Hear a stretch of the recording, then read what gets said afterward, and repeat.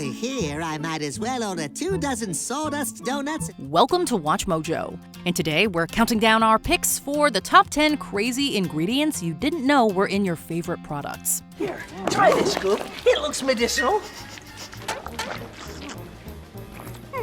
For this list, we're looking at some surprising and unexpected ingredients found in common products from food to makeup and more. Which of these crazy ingredients surprised you the most? Let us know in the comments. Hey Mojoholics! For a chance to win cash prizes, play our live daily trivia challenges every day at 3 p.m. and 8 p.m. Eastern only at WatchMojo.com/play. Number 10. Sawdust. Look, Murray, sawdust. Do you know why when you buy a pre-packaged bag of shredded cheese at the store, the cheese isn't clumping together?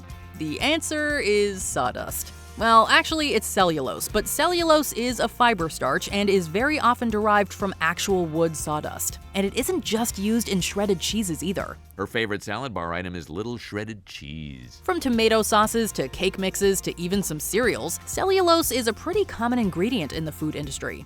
You feed us on $12 a week? I stretch your father's meatloaf with sawdust.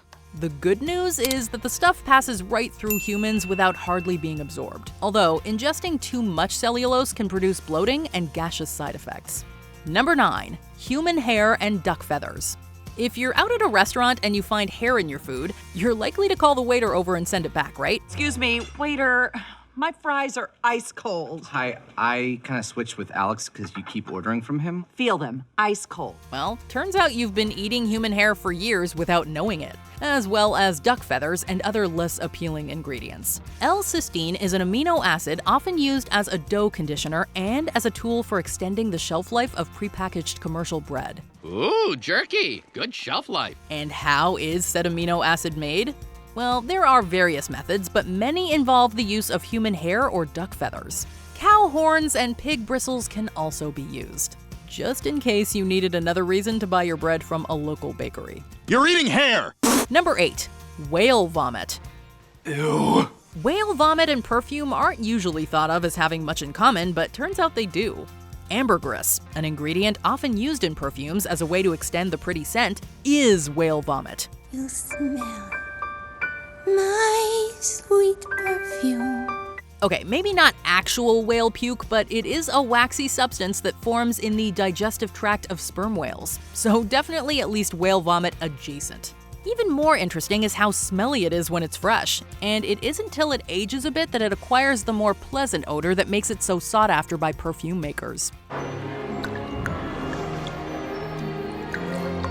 The good news for us and sperm whales is that much, but not all, of the ambergris these days has been replaced with a synthetic alternative. Number 7. Sand. As so many online dating profiles have indicated, people love walking on the beach. Turn-ons. Let me see. Reading a good book in front of the fire. Long walks on the beach. We love the warmth of the sun and the feeling of the sand on our feet. But how many of us love to reach down, grab a little pinch of that sand, and put it in our mouth? What's wrong, little guy? It tastes like sand. Does it? I don't taste any sand. Well, like it or not, that's pretty much what we're all doing when we eat certain food products.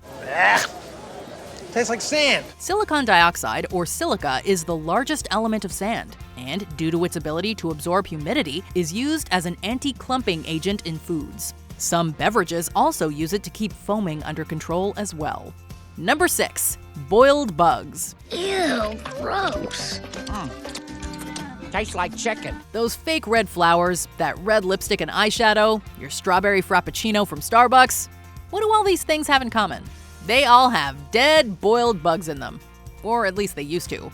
Starbucks stopped using them after blowback from customers. You see, to get that red color, many products will use a pigment known as carmine. These are rare delicacies. Piquant with a very pleasant crunch. And carmine is also often called cochineal because, in many cases, it's extracted from the cochineal scale insect through a process of boiling them in an ammonia or sodium carbonate solution. Hakuna Matata.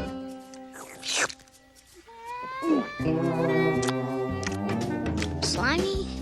Ew, satisfying. In the United States, the FDA requires companies to indicate the use of said pigment as either cochineal extract or carmine.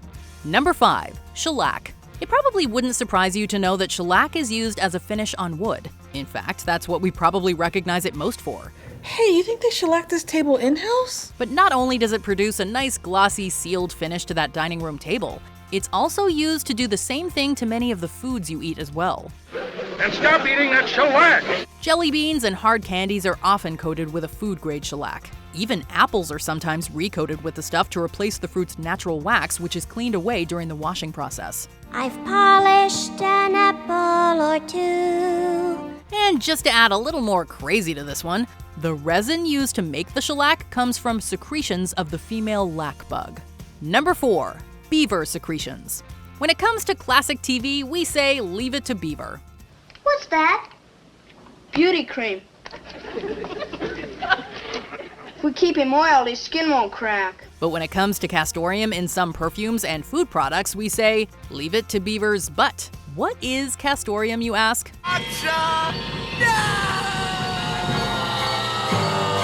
Well, it's a yellowish fluid extracted from beavers' castor sacs located in quite close proximity to their bums. I am no stoopy poopy beaver of one put down. As you might imagine, getting the stuff is not super easy, and therefore isn't cheap either, which is one of the reasons you'll find it used more frequently in perfumes rather than food. However, knowing if it's in a food product isn't easy since companies are allowed to indicate it simply as natural flavoring rather than castoreum, or our suggestion, beaver butt juice. Number 3. Antifreeze. Carbon Company takes pride in the knowledge that Prestone Antifreeze, with its 3% of inhibitors scientifically developed, has become the leader of all antifreeze preparations in the world. Do you know how they make antifreeze? Usually it's made by mixing additives with distilled water and a base of either ethylene glycol or propylene glycol.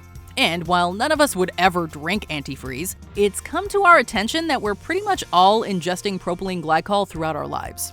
Besides its lubricating abilities, which make it useful in the production of condoms, PG also has moisture-absorbing properties that make it helpful for use in cake mixes and some ice creams. I've trapped you in a giant bowl filled to the brim with Dunkelberry cake mix. You'll also find it in some sodas, artificial sweeteners, and even salad dressings. Pass the salad dressing. What's more, it's one of the main ingredients in the e-liquid found in e-cigarettes. Number 2. Animal skin and bones. In the 1960s, we were told that there's always room for Jell-O. Jell-O's fun and Jell-O's game. Eat Jell-O every day. J-E-L-L-O. We guess that sounds more appealing than there's always room for animal skin and bones. Looks like a giant Jell-O mold. I hate Jell-O.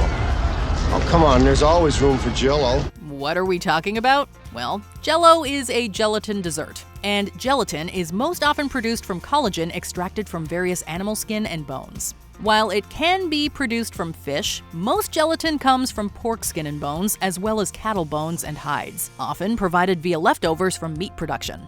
And to just not single out Jell-O, let's not forget about other gelatin-using food items like gummy bears and marshmallows. I'm so happy because I'm a gummy bear. Gummy bear! Before we continue, be sure to subscribe to our channel and ring the bell to get notified about our latest videos. You have the option to be notified for occasional videos or all of them. If you're on your phone, make sure you go into your settings and switch on notifications. Number 1. Silly Putty. Is that the silly putty I bought you this weekend? What do your Chick-fil-A chicken sandwich, your McDonald's chicken nuggets, and your serving of KFC mashed potatoes and biscuits have in common with silly putty and kinetic sand? Polydimethylsiloxane, or PDMS. Also known as dimethyl polysiloxane or dimethicone, polydimethylsiloxane may be hard to pronounce, but apparently this silicone isn't hard to digest. Yes, we said silicone, which, with its elasticity and viscosity, makes it a major component of silly putty. That's just like silly putty. However, it also has anti-foaming abilities, which has led to fast food companies using it in their cooking oils to alleviate splatter during cooking. Oh, and PDMS is also used in the production of condom lubricants. It's my secret weapon. No, please, no. Frankie's homemade yam lube. We might never look at our Wendy's French fries the same way again. Did you enjoy this video? Check out these other clips from WatchMojo, and be sure to subscribe and ring the bell to be notified about our latest videos.